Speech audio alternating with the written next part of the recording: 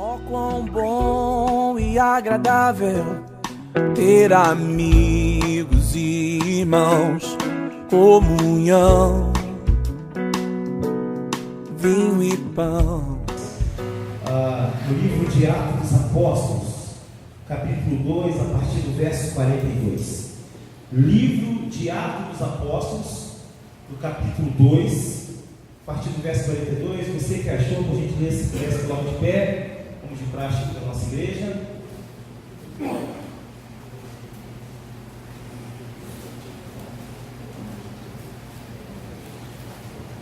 Estamos falando sobre família, projeto de Deus. Semana passada nós falamos sobre a família espiritual. Hoje nós vamos falar sobre a família que ingressa na família de Deus, os filhos que Deus traz. Amém? Amém. Atos dos Apóstolos, capítulo 2, a partir do verso 42, é um texto conhecido. Diz assim, e perseveravam na doutrina dos apóstolos e na comunhão, no partir do pão e nas orações. Em cada alma havia temor, e muitos prodígios e sinais eram feitos por intermédio dos apóstolos. Todos que creram estavam juntos e tinham tudo em comum. Vendiam suas propriedades e bens, distribuindo o produto entre todos à medida que alguém tinha necessidade. Diariamente perseveravam unânimes no templo, partiam o pão de casa em casa e tomavam as suas refeições com alegria e singeleza de coração, e louvando a Deus e contando com a simpatia de todo o povo. Enquanto isso, acrescentava-lhe o Senhor dia a dia os que iam sendo salvos. Curva sua cabeça. Bendito Deus, obrigado pela leitura da tua palavra. Santo é teu nome, gloriosa é a tua presença. Acalma, Senhor, o nosso coração, acalma, Senhor, a nossa mente. Muitos de nós, ó Deus, temos grandes desafios para o dia de amanhã, mas hoje, Deus, nós queremos submeter a nossa mente cativa ao Senhor e acreditar que basta cada dia o seu mal e que o Senhor é Deus Todo-Poderoso e que amanhã o Senhor visitará com poder e mudará a nossa história. Pai bendito, Pai santo, em nome de Jesus de Nazaré, longe de mim, Deus, mandar algum recado pessoal deste púlpito, dessa tribuna, alguma coisa que não seja da tua santa e exclusiva doutrina. Então, Senhor, edifica os meus irmãos, edifica a segunda igreja, segundo a tua palavra, e assim te louvamos, bendizemos o teu eterno nome, em nome de Cristo, amém e amém, graças a Deus. Pode sentar, meus irmãos.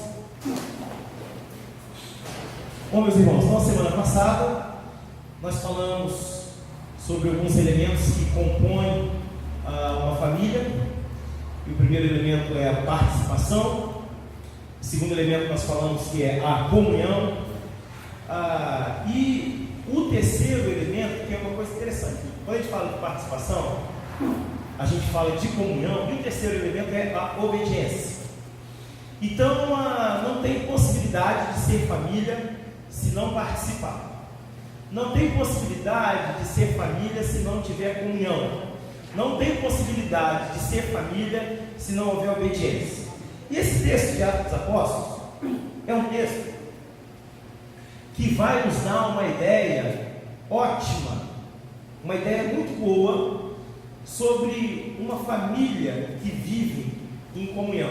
O que uma família é capaz de fazer pelos seus membros? O livro de Atos dos Apóstolos foi escrito por Lucas. Lucas era médico e ele tem uma estrutura literária diferente dos outros evangelistas, né? Lucas, ele quando escreveu o Evangelho de Lucas, escreve Atos dos Apóstolos, que alguns entendem que seria o quinto evangelho, né? Alguns entendem dessa forma. Mas o livro de Atos dos Apóstolos é um livro histórico, né? Um livro que registra os atos dos apóstolos. Então, Lucas ele tem uma preocupação em apresentar a forma que ele viu e a forma que ele introduz na sua literatura é uma forma culta. E Lucas ele tem um diferencial. Lucas ele escreve depois de acurada investigação. Então, como é que faz o Evangelho de Lucas e Atos dos Apóstolos? Lucas ele escreveu depois de investigar, ou seja, ele pesquisou para poder escrever tanto o livro de Lucas como também o livro aqui de Atos dos Apóstolos, que é também de sua autoria. Então, meus irmãos, Atos dos Apóstolos vai falar sobre os primórdios da igreja, de como a igreja vivia, como acontecia a igreja. E quando você lê esse livro de Atos dos Apóstolos, você vai conseguir perceber que o modelo de igreja de Atos dos Apóstolos, os cristãos da igreja do primeiro século, eles tinham uma forma de vida eclesiástica, digamos assim, bem diferente da nossa hoje. Nós vivemos dias que são dias assim muito difíceis. Em alguns momentos, em nome até mesmo de encher a igreja, de ter uma igreja abarrotada de fiéis, alguns líderes ou até mesmo nós procuramos introduzir algumas coisas que não fariam parte de um modelo de igreja em seus primórdios. Então, em muitos momentos hoje a gente faz um monte de coisa para atrair as pessoas para a igreja. E a gente pinta a parede de vermelho, de preto, de rosa, sei lá, esse negócio que tem aí. E a gente coloca coisas dentro da igreja e usamos vários apetrechos, né, para poder atrair as pessoas para a igreja, quando na verdade o que deveria atrair as pessoas para a igreja é a sua sã doutrina, é a sua palavra. Isso aqui, esse livro, é que deveria atrair as pessoas para a igreja. Então, Carlos, quando você é contra a estratégia, não. Eu até acho que a estratégia é válida. Se você tiver uma estratégia que a gente possa campear aqui essa cidade, campear esse bairro onde nós estamos, eu estou aberto, vamos fazer. O que eu estou querendo colocar é que o modelo, a metodologia, ela não pode sobrepor o que está estabelecido por verdade na sua sã doutrina, que é a palavra de Deus. Então, quando a gente olha para a igreja de Atos dos Apóstolos, ela tem algumas características, há uma espécie de descrição da igreja de Atos dos Apóstolos, que é bem diferente da igreja dos nossos dias. E de repente você poderia até me inquirir e dizer: Antônio Carlos, mas olha só, você está falando de uma igreja que ela existiu há aproximadamente mais de 2000 anos. Nós estamos num outro contexto, num outro modelo. Sim, é verdade, e eu concordo com você. A única coisa que eu vou discordar de você é uma só: é que a Bíblia continua sendo a Bíblia de 2000 anos atrás. Então nós não podemos usar de artifícios apenas para poder atrair as pessoas, para poder deixar a igreja atraente. Não! O modelo de igreja de Jesus não é uma igreja atraente, sim, uma igreja de renúncia. O Evangelho, ele não é um Evangelho que agrada as pessoas, não. O Evangelho é o Evangelho de renúncia. O Evangelho é o Evangelho que diz que se você partir na vida de pecado, você não vai para as moradas celestiais. Eu sei que isso não é bom ouvir, eu sei que talvez isso não é legal, e de repente você tenha tido uma semana daquelas, e talvez você veio para a igreja hoje procurando uma palavra de conforto. Eu também quero, mas o maior conforto que você pode ter é quando a palavra é capaz de te exortar e dizer para você: o caminho que você está é caminho de colisão com o inferno. E a gente tem que receber isso como alerta. E coisa extraordinária aconteceu com os primórdios da igreja. Você olha para a Bíblia e você vai perceber Daniel correndo risco de morte por se manter fiel a Deus. Aí você vai ver os amigos de Daniel também, Azarias, Misael e Ananias, que receberam o nome de deuses pagão. Você deve estar mais familiarizado com eles, Sadraque, Mesaque e Abednego. E vocês observam que vai chegar uma prova para eles, vai falar assim: olha, se você não curvar diante dessa imagem aqui, ou seja, se você não ficar afeiçoado o que o rei, que representa o sistema do mundo, está colocando para você, não vou matar vocês.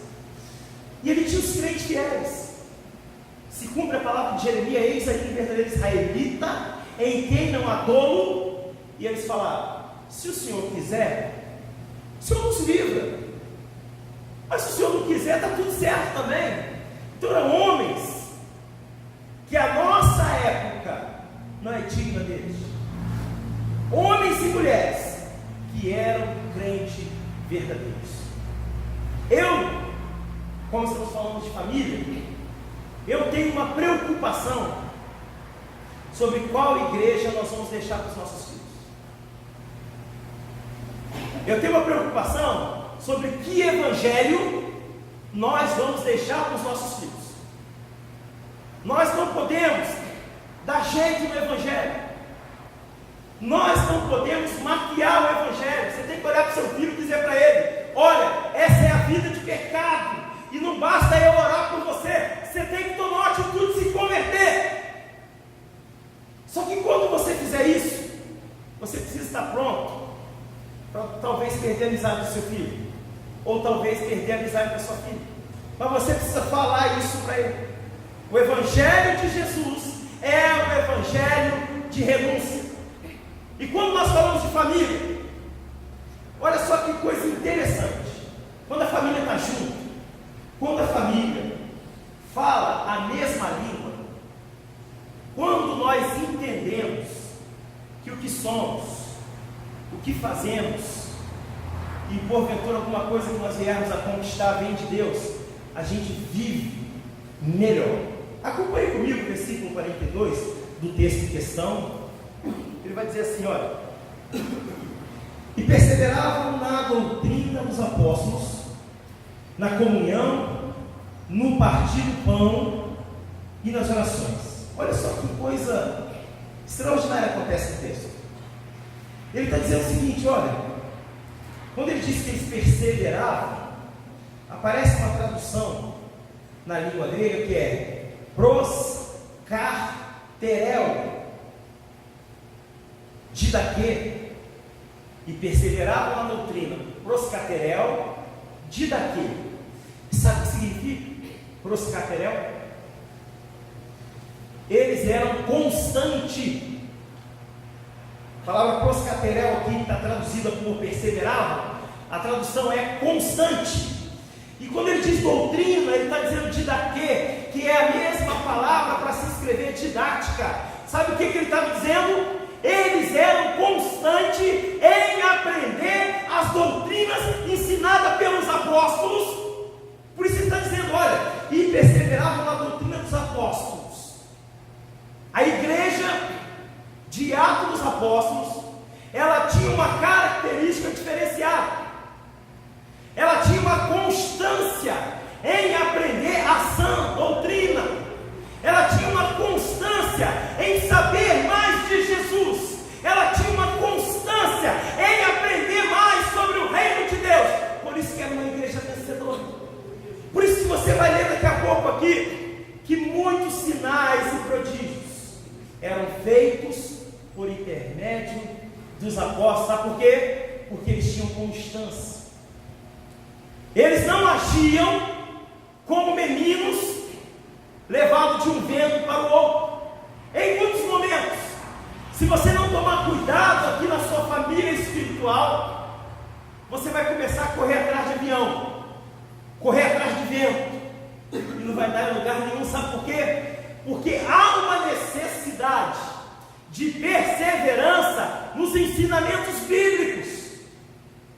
Você e eu, nós precisamos tomar cuidado para a igreja não se tornar para nós um clube social. Igreja é lugar de um povo que adora a Deus. A igreja, segundo a Bíblia, é chamada de casa de oração. Essa é a igreja. A igreja não é um clube social, aonde simplesmente, num dia de domingo como esse, eu venho porque isso já faz parte, ou porque eu tenho que ir. Não! Esse é o motivo errado de você estar aqui. O principal motivo que faz com que você venha para cá no dia de domingo é única e exclusivamente adorar, glorificar e bendizer o nome santo do Senhor. Nós precisamos fazer uma análise da nossa vida e pensar sobre qual é a relevância que Deus tem tido na minha vida ou na sua vida. Até onde Deus é relevante para você? Até onde você teme a Deus de fato? Porque se você temer a Deus, você vai consertar a sua vida. Se você temer a Deus, você vai priorizar a Deus na sua vida. Então eles olharam e disseram, olha, e perseveraram, ou seja, eles eram constantes nos ensinamentos dos apóstolos. Outra coisa interessante que acontece no texto é que ele diz que se perseveravam na doutrina dos apóstolos e na comunhão. Sabe que coisa interessante? A palavra comunhão aqui também vem do grego koinonia e significa intimidade também. Sabe o que a igreja do primeiro século, a família espiritual da igreja do primeiro século fazia? Eles eram constantes nos seus ensinamentos e eles tinham afinidades e intimidade uns com os outros. Não havia uma panelinha, que é o que nós costumamos falar hoje. Não havia um grupo selecionado, não. Olha só o que o texto vai dizer. E perseveravam na doutrina dos apóstolos e na comunhão, que traduzido do grego é koinonia. Sabe uma outra tradução também que tem aqui, que é extraordinária, que é fantástico? A palavra koinonia, ela tem uma tradução também de associação. Isso é muito legal, isso é fantástico. Então, numa família, você tem que ser sócio da família. E o sócio, ele entra com uma parte e ele também tem uma parte. Então, a nossa parte é adorar a Deus, é perseverar na doutrina. A nossa parte é buscar a Deus e dizer, Senhor, eu estou aqui e eu quero contribuir para o crescimento dessa obra, aonde eu fui arregimentado. Por isso você precisa contribuir. E isso tem que ser de forma madura na sua mente. Eu não posso levar você a contribuir. A minha função é mostrar o caminho apontado. Aí no grego também, pastor, aquele que mostra.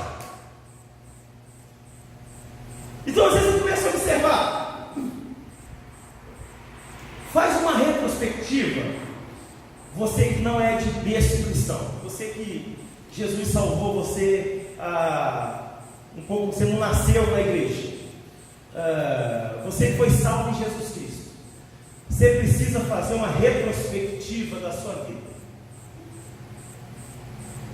Quem você era antes de Cristo e quem você é agora depois de Cristo. Eu garanto a você que agora você está melhor, pode ter certeza disso. E a primeira coisa que acontece com você é que agora você tem a alegria da salvação. A Bíblia vai dizer que antes éramos desgarrados, como ovelha que não tem pastor. Mas Ele nos chamou do império das trevas. Quando Ele fala império, a palavra é poder. Ele nos tirou do poder das trevas e nos trouxe para o reino do Filho do seu amor. Por isso nós temos que glorificar Deus. Glória a Deus. Então, quando você vier para a igreja, venha para a igreja de coração aberto.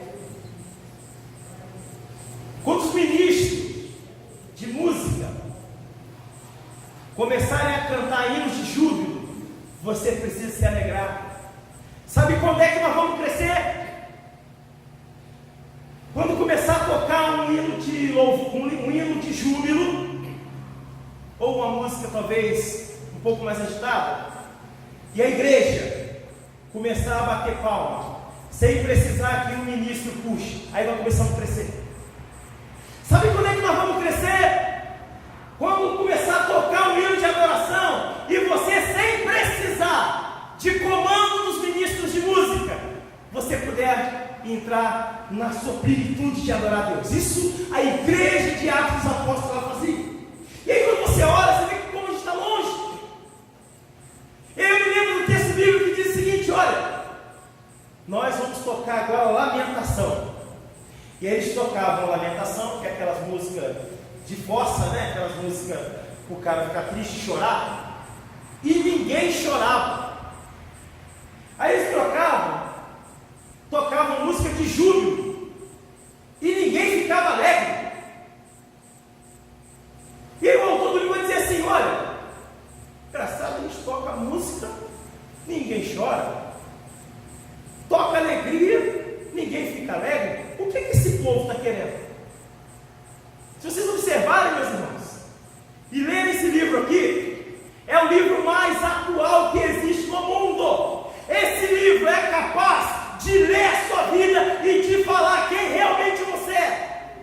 Por isso, na família, você tem que participar. Eu sou de uma época, eu vou fazer agora 21 anos no Evangelho. Mas eu sou de uma época em que a gente sabia as coreografias das músicas que eram cantadas. Então eles tinham uma música lá que eles cantavam, Leão de Judá, a gente já sabia. É assim? Ajuda aí, eu tenho 40, você é mais velho do que eu. Então nós já tínhamos uma coreografia. Cantava uma música na minha época de juventude, que era videira, videira, a gente saía assim, ó. Depois voltava. Então era uma coisa assim, fantástica, uma coisa extraordinária. Quando começava a cantar o hino do Salmozinho, que eu esqueci o número agora, começava assim, ó: ao findar o labor dessa vida, quando o endro da morte chegar, que destino há de ter sua alma? Qual será no futuro seu lar? Meu irmão, hoje tu tens a escolha, vida ou morte, qual vais aceitar? Sabe o que acontecia? Um monte de gente chorava.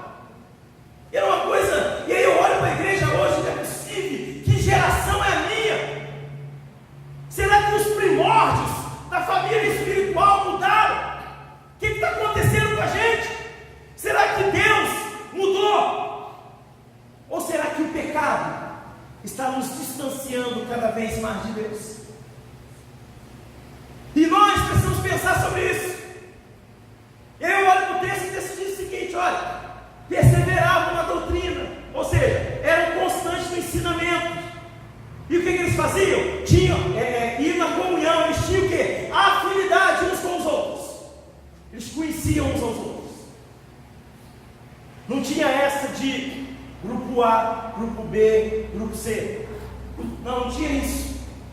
Tinha a igreja de Cristo. Ele vai dizer assim, ó: e perseverava na doutrina dos apóstolos, na comunhão, no partir do pão e também nas orações. E aí nós temos aqui um texto extraordinário. Ele vai dizer o seguinte: quando ele diz que eles perseveravam também na oração, a palavra era aqui, ó. Olha que coisa interessante, ó. Prosseguir. É a mesma palavra para escrever prece. Tá certo? Sabe o que significa? Oração dirigida a Deus. Então eles juntos eram constantes, juntos aprendiam, juntos tinham afinidade, juntos comiam pão e juntos dirigiam suas orações a Deus. Por isso que era a igreja modelo, a igreja de Atos dos Apóstolos. Outra coisa que ele vai dizer, olha essa coisa extraordinária. A consequência de quando você participa da sua família, e isso é bom aos olhos de Deus. O versículo 43 do texto em questão vai dizer assim, olha só: em cada alma havia temor, e muitos prodígios e sinais eram feitos por intermédio dos apóstolos. Todos os que creram estavam juntos e tinham tudo em comum. Então ele está dizendo, em cada alma havia temor. Ou seja, a palavra que aparece aqui é phobos. O que é phobos? É a mesma palavra para se escrever fobia. Então quando ele diz em cada alma tinha temor, em cada alma havia espanto em relação a Deus. Eles temiam de fato a Deus. Esses homens aqui, essas mulheres, elas tinham medo do pecado. Sabe por quê? Porque eles sabiam que o pecado é capaz de fazer separação entre nós e o nosso Deus. Por isso a tradução do grego é: em cada alma havia temor, em cada alma havia phobos, ou seja, fobia. E muitos prodígios e sinais eram feitos por intermédio dos apóstolos. Então, primeiro, eles eram constantes na igreja. Eles eram constantes em aprender as doutrinas bíblicas, e eles tinham comunhão, ou seja, tinham afinidade. Então, quando a gente for constante na igreja, a gente olhar como se fosse uma só pessoa, termos comunhão, de maneira que meu problema também é seu problema, e seu problema também é meu problema, daqui a pouco Deus vai começar a fazer os sinais e prodígios na igreja. Deus não opera numa igreja sem comunhão, porque comunhão é o primeiro princípio para que Deus venha e faça milagre. Então nós precisamos de afinidade entre nós. Nós precisamos em que esse grupo possa se conhecer de fato. Outra coisa interessante que acontece no texto é que ele diz o seguinte, que havia prodígio. Olha só que coisa interessante.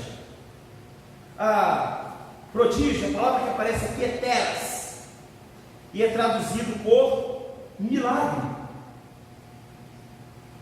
Então eles tinham estudo da palavra, eles tinham oração, eles tinham comunhão, e Deus vinha e fazia milagre por intermédio dos profetas.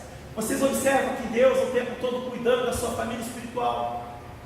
Você observa que desde o texto que nós tratamos a semana passada, esse texto, ele vai falar de forma explícita sobre participação. Então você tem que contribuir de alguma maneira. Esta é a sua família, a sua família espiritual. Você precisa contar com ela.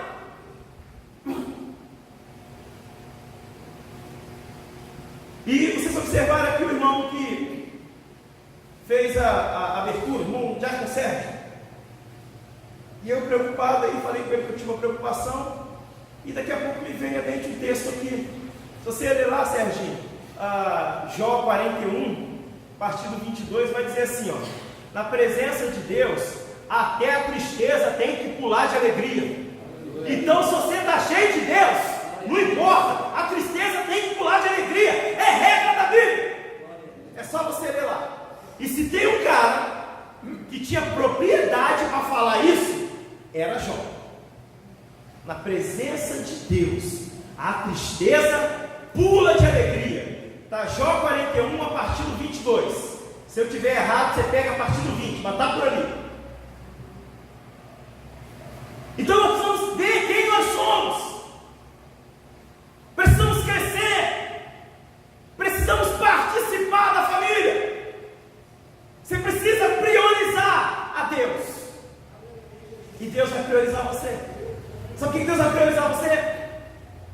Talvez faça um pouco mais de sentido quando você lê aquele texto que nós usamos aqui para falar de oferta, que ele não quer dizer muito aquilo não, mas a gente usa para fazer aplicação. Quando você lê Lucas 6, a partir de 38, ele vai dizer assim, ó: dá e será dado, boa medida, sacudida, recalcada e transbordante vos darão.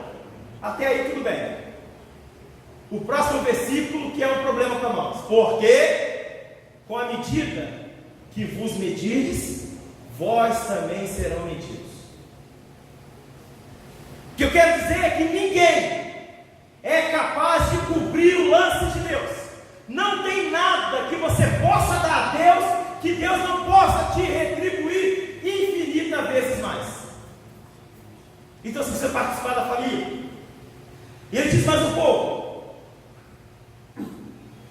versículo 44 vai dizer assim: todos que creram estavam juntos e tinham tudo em comum. Pelo fato de eles terem tudo em comum, olha só, vendiam suas propriedades e bens, distribuindo o produto entre todos à medida que alguém tinha necessidade. Bom, muitos grupos interpretam esse versículo aqui de uma forma muito equivocada. Nós vamos ver na história um grupo chamado de os franciscanos, que eram os monges, né, católicos, que eram aqueles homens que faziam voto de pobreza. Eles eram homens opulentos, né, que tinham bens, e aí eles começaram a interpretar alguns textos bíblicos, dentre eles um é esse aqui. Eles vendiam tudo, davam para os pobres e se refugiavam no monastério ou no mosteiro. Não é essa a ideia do texto. O que aconteceu aqui? Bom, o que aconteceu aqui é que quando houve a guerra lá em Israel e o povo foi levado cativo, né? E depois disso, o que vai acontecer lá? Neemias vai ser enviado para poder restaurar, né, o templo, vai erguer os muros junto com Esdras e o pessoal lá. O que vai acontecer? O povo depois vai começar a retornar. E esse povo que volta do exílio, que é chamado também de povo pós-exílio, é um povo que volta e ele não tem mais terra, não tem mais aonde morar, não tem o que fazer. Eles estão chegando de novo em Jerusalém. E aí o que a igreja fazia? Reunia os irmãos que tinham terras, que tinham um pouco mais de grana, que tinha condição melhor de ajudar outros irmãos, e eles pegavam e davam algumas porções. Quando você lê aí, ó, o texto é claro, lê devagarzinho comigo, olha. Versículo 45: vendiam as suas propriedades e bens, distribuindo o produto entre todos à medida que alguém tinha. Chegava o Antônio Carlos lá, cheio de filho. Aí tinha aqui um irmão Lúcio que tem, sei lá, uns 10 alqueires de terra. Eu nem sei calcular quanto que é isso, mas é muito grande. Uns 10 alqueires de terra. Aí ele chegava, Antônio Carlos, está cheio de filho, não tem nada? Eu vou te dar um lote aqui, um terreno, um pedaço de terra, para você pegar e construir aqui e viver da terra. Era assim. Eles não saíam vendendo tudo e desfazendo seus bens. Não era isso que acontecia, não. Por isso que o texto é claro. Ele diz o seguinte: à medida que alguém tinha necessidade. Entendeu? Então o que você vai fazer? Você não vai vir aqui na igreja dar seu carro, dar sua casa, não. Você vai vir na igreja fazer o que Deus falou para você fazer. O que Deus falou para você fazer? Dízimo e oferta, cujo seu coração mover, voluntariamente Deus aceita. É assim. Então, se você vê lá o ministro lá da TV falando que você dá seu carro, a sua casa, a sua oferta, você manda ele plantar batata. Isso não é evangelho. Eu garanto para vocês que não é. Está escrito aqui, a medida. Bom, meu irmão, você vai lá, Deus te abençoou. Você consegue comprar uma cesta básica para você e consegue comprar uma outra para doar. Beleza, quem é que está precisando? Ah, fulano. Então tá bom, toma aqui, irmão. Acabou, é assim. E sabe uma coisa interessante que acontece aqui? É que eles tinham tanta comunhão que eles faziam isso. Não havia necessitado entre eles. Sabe outra coisa interessante de notar no texto, meus irmãos? A Bíblia, ela é culta. A Bíblia, ela faz sentido de capa a capa. E sabe uma coisa interessante? É que quando diz que todos tinham tudo em comum, entendeu? Talvez você pode pensar, poxa vida, tudo que eu tenho, o outro também vai ter. Eu já vi alguém interpretando esse texto dessa maneira. Não é por aí também. Porque senão é o seguinte, você trabalhou a vida toda para conseguir comprar um carro diferente ou comprar uma casa diferente. E aí eu cheguei e estou com dificuldade, então você vai vender seu carro e vai comprar 2 carros bem ruins ou 2 carros bem básicos. Por quê? Porque você deu aqui, tem que ficar em comum. Então, por exemplo, se eu tiver que andar, por exemplo, de Fusca, nada contra, eu acho que é o Fusca um carro bacana, aí você vai vender seu carro lá porque você tem que andar de Fusca igual a mim. Nada disso, não é isso que o texto está dizendo. Quando diz que todos tinham, que eles tinham tudo em comum, uma coisa interessante que dá para se notar aqui é o seguinte: era que comum aqui, eles tinham falta de necessidade. Não é que se um tinha 10 fazendas, o outro também teria que ter. Não, nada disso. Não é que o que tem 10 fazendas tenha que vender tudo para dar uma para cada um ficar com um. Nada disso. Se você trabalha, é natural que você construa mais. Por isso que normalmente a comunidade acadêmica não é muito a favor de comunismo, né? Mas isso é para outra hora, senão não pode ter alguém que é a favor disso brigar comigo. Mas isso não é bom negócio, não. Estuda um pouquinho sobre isso, você vai ver que isso não é bom negócio. E aí o que acontecia no texto? Voltando para o texto aqui, é que eles se cuidavam. Por isso que você está vendo a expressão no texto, tudo em comum. Era o seguinte: bom, eu não tenho aqui um carro para eu andar, mas eu tenho dinheiro para pagar passagem de ônibus. Quer carro melhor do que a Mercedes 48 lugares? Eu andei disso durante muitos anos.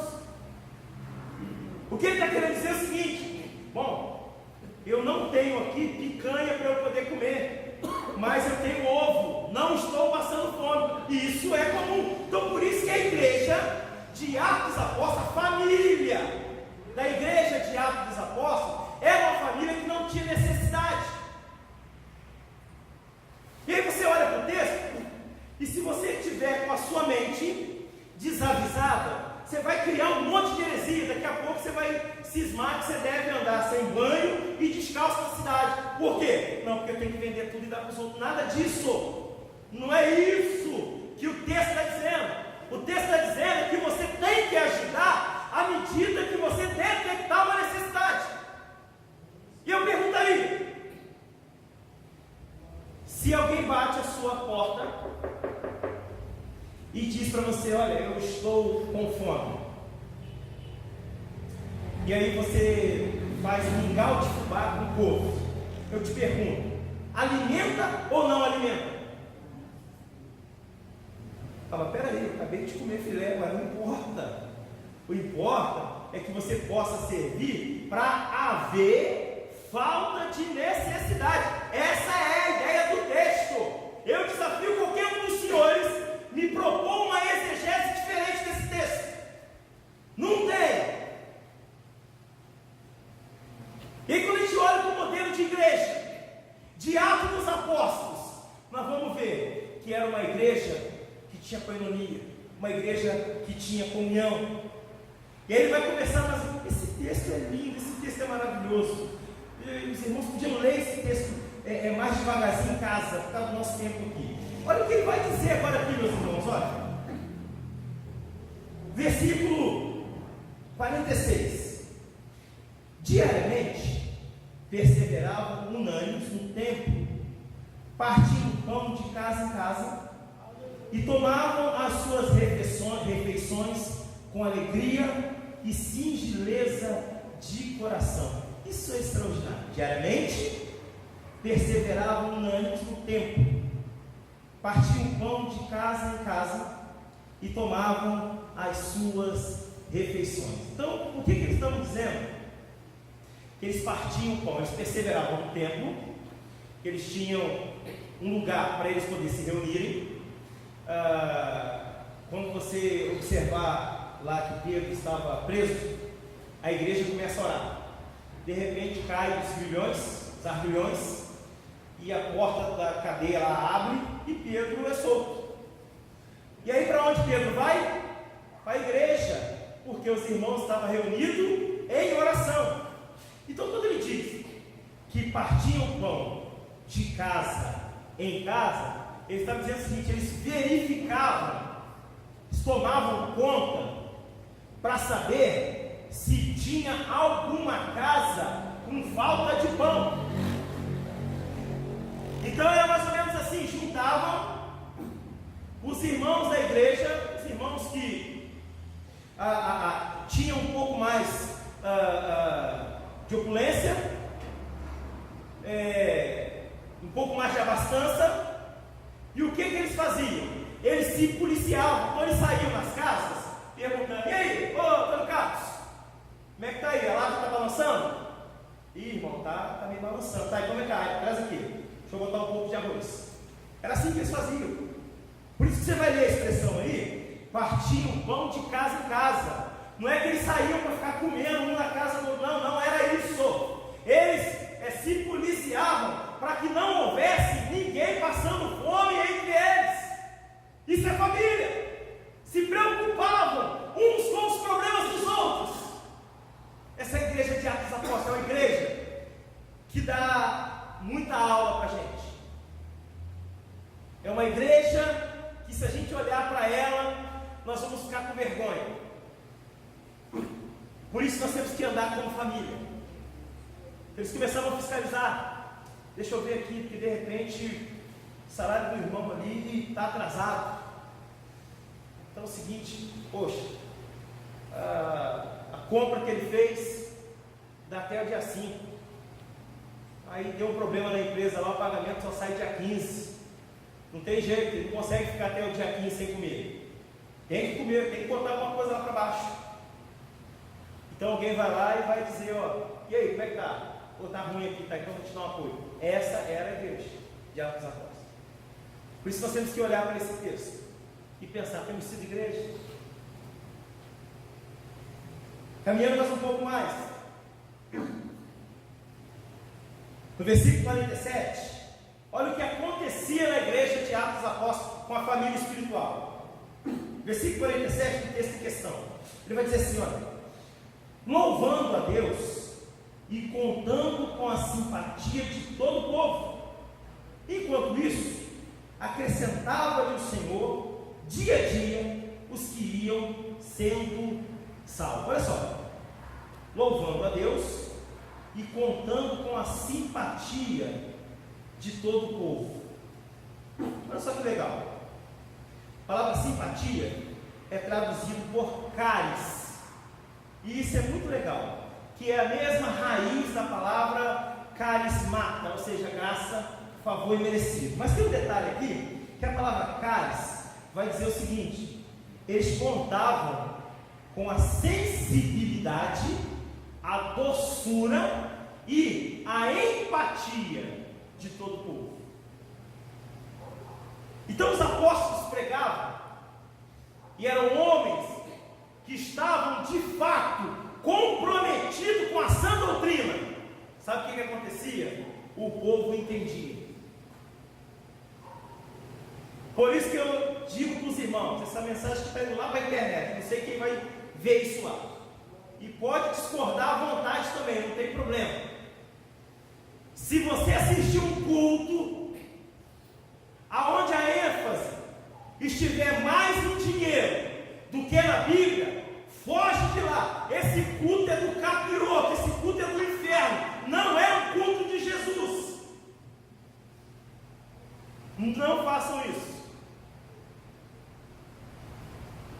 Ao invés de você ser patrocinador, faz o seguinte: vem oferta aqui na sua igreja. A ovelha precisa deixar lá onde ela come, onde ela se alimenta. E sabe uma coisa interessante, meus irmãos? É que tudo está aqui, ó. Talvez você está pensando assim: eu nunca ouvi falar isso. É só você ler mais um pouquinho. É assim mesmo. Ame esse livro aqui, ama a Bíblia. Faz esse livro aqui fazer parte da sua vida. Leia pelo menos um versículo todo dia. Você vai ver como é que você vai ser um homem melhor, uma mulher melhor, um marido melhor, uma esposa melhor. E você olha para o texto aqui e vê, de novo, que na família espiritual tem que ter participação. Então você tem que participar. A participação da família, eu quero particularmente comparar com a nuvem do povo hebreu lá no deserto.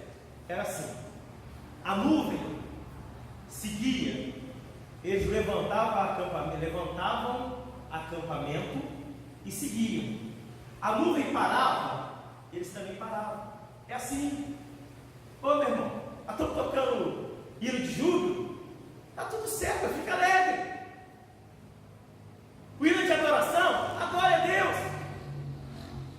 Você está no velório, chora.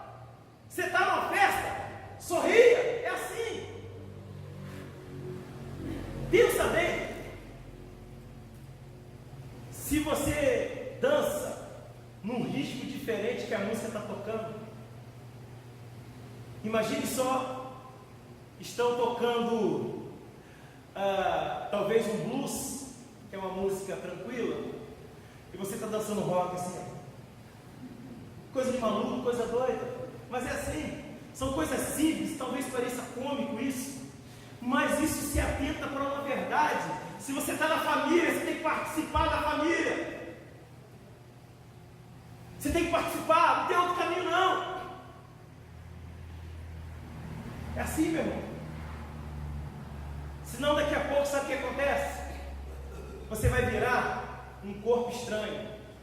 Você sabe quando você toma, quando você vai ao médico, ou fui ontem, eles perguntam para você lá na hora da triagem: tem alergia a algum medicamento? Não fala isso? Você sabe o que eles perguntam? É porque é o seguinte: senão seu corpo vai repugnar aquilo. Quando você toma um remédio e te enche de caroço, ou quando você come alguma coisa que te dá uma tal de alergia aí, é exatamente porque o seu corpo não aceitou aquilo. Então é um corpo estranho. Então o que ele faz? A defesa é ele expulsar. É assim que acontece na igreja. Se você não participa, daqui a pouco você vai achar que a igreja é chata, que a igreja não serve mais para você. Eu já ouvi um irmão dizer para mim: olha, se eu não sair da igreja eu vou desviar. Eu disse: então vai com Deus, eu não quero ser a causa de você se desviar. Então temos que amadurecer, temos que ter maturidade, nós temos que ser sinceros uns com os outros. Não dá para eu poder falar com você e todas as vezes que eu falar contigo eu tiver que pisar em ovos. Isso está errado, isso não é igreja, isso não é família. Nós precisamos sermos pessoas autênticas. Tem que olhar para mim e falar: ó, pastor, estou pensando isso do Senhor. Falar para mim. Sabe por quê? Que o ferro com ferro afia. Assim como o homem também se afia também com seu companheiro. É assim, meu irmão. Temos que permanecer. A igreja é o casamento. E o casamento, a regra está lá. Até que a morte os separe. Estou querendo dizer o seguinte: você foi regimentado aqui.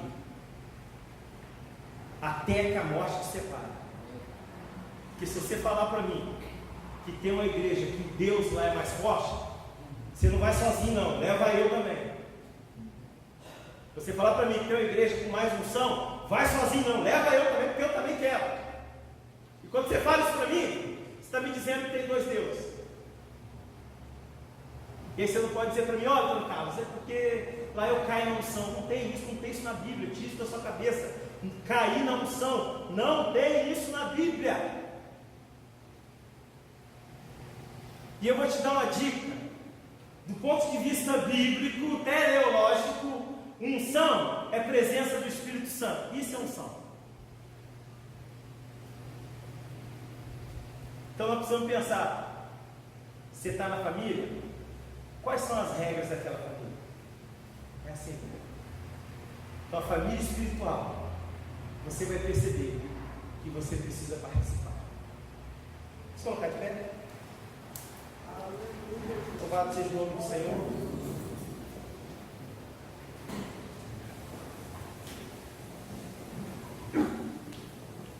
Quando o Ministério do Louvor estiver ministrando uma canção aqui, curva sua cabeça aí, começa a pensar sobre a sua vida em Cristo Jesus.